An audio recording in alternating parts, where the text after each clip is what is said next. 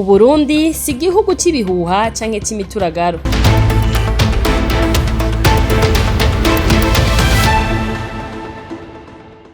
Muri iyi misi ikinyamakuru cigenga Isomo kiramaze imisi kiganira n'abasoma amakuru ashikirizwa n'ibinyamakuru vyo mu karere ndetse n'ibishikirizwa na bampemuke ndamuke bamwe batumwe igihugu kukigurisha maze babaha avance none baca ku biti no ku mabuye ngo bakora ibishoboka kugira bashimishe ababatumye kuko batabikoze bazosubiza ayo bamaze kurya.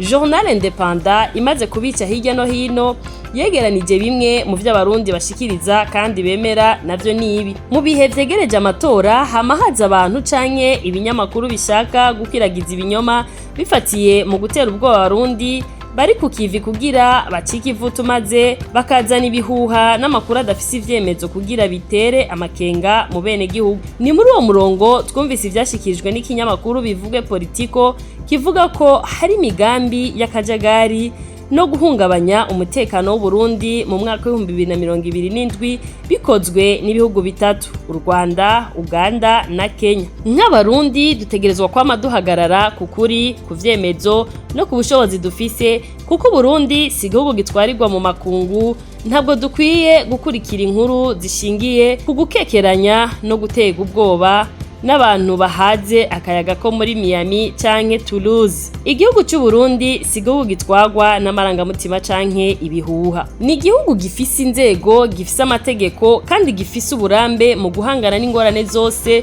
zishobora kugihungabanya. Ni igihugu camanye iteka kuva kuri ba sogokuru. Amateka y'u Burundi yerekana ko igihugu cacu cagiye kiraca mu bihe bikomeye ariko kiguma gihagaze bwuma. Abarundi bama berekana ukwihangana, ugukunda igihugu n'ubushobozi bwo kwivuna umwansi wese ashaka kubasambuza. Ivyo nivyo vyatumye imigambi myinshi yo guhungabanya umutekano canke gucanishamwe abarundi itashitse ku ntumbero z'umwansi. Ntitwoja ngaho ngo dusye bwose ngo ducane inkinzo.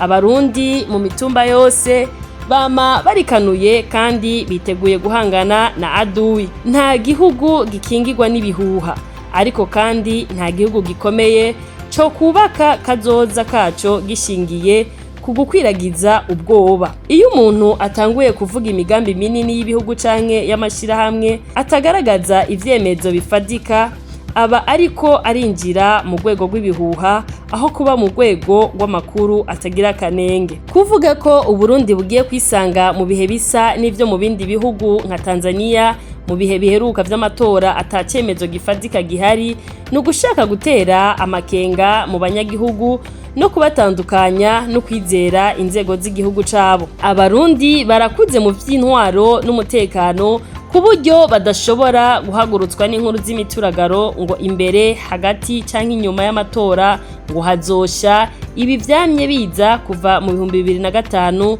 nta gishasha kirimwo. Tulishazoea mambo ya unafiki kama hayo. Uburundi bwamye bufise abansi bipfuza kububona bugwa mu kaga. Tubibutse ko u Rwanda rwabikoze incuro nyinshi burungika abadoriya, ariko u Rwanda rurabizi ko batatahutse amahoro. Wembe ni ule uzoza kutuvyonga tuzomuvyonga mpaka. Ivyo si bishasha, ariko kandi amateka yerekana ko uwo mwasi yamye asanga imbere yiwe hari abarundi bakunda igihugu cabo kandi biteguriye kugikingira. Umutekano w'igihugu nibanga ya bose kandi urindwa n'inzego zibifitiye ububasha hamwe n'abene gihugu bazi ico bisigura kuba abarundi. Nico gituma tudakwiye guha agaciro karenze ibihuha bishaka gutera ubwoba canke gukwega abasomyi ngo badebukirwe bacike ivutu. Ahubwo dukwiye gukomeza ubumwe bwacu tutibagiye inyabune yamyiranga abakunda amahoro,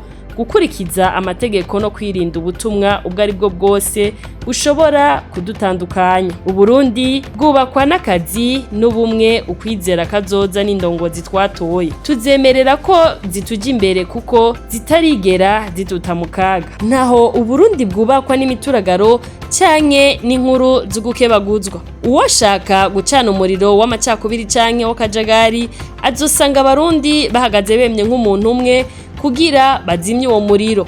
Isomo rikuru rero niri: Igihugu gikomeye ntigitsindwa n'ibihuha, gitsindwa gusa iyo abana baco bavyemeye. Abarundi ntibazokwemera kuba ibikoresho vy'abashaka kubacanishamwo. Bazoguma baharanira amahoro, umutekano n'iterambere ry'Uburundi bwabo. Uburundi bwaraciye bugufi incuro nyinshi imbere y'ibigeragezo, ariko ntibwigeze bugwa. Kandi ejo haza h'igihugu cacu hazokubakwa n'ubwenge n'ubumwe atari bihuha.